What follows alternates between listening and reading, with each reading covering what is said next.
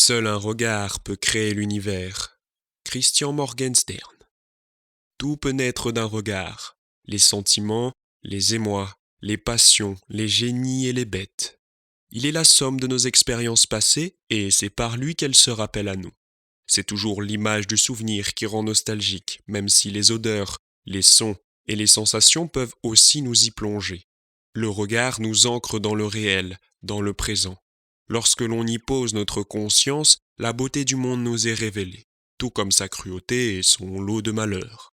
Alors il nous est parfois plus facile de le détourner, de nier ce que nous saurions voir. Ainsi se dessine la subtile nuance entre voir et regarder, tout comme entre entendre et écouter. Et comme toujours, l'individu moyen ne fait que voir ce qui l'entoure sans y porter attention.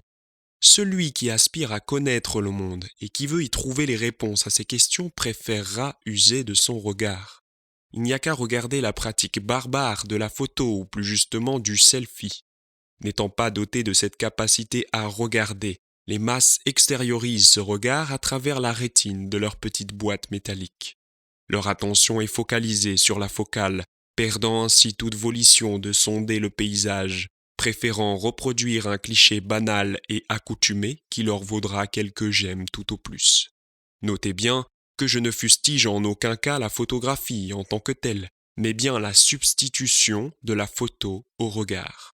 Car il me semble évident que l'esthétisme d'une photo vient avant tout de la compétence du photographe à regarder. En d'autres mots, c'est le regard qui crée la photo. La vue est innée, le regard est acquis. Pour les sociétés marchandes, tout se joue ici.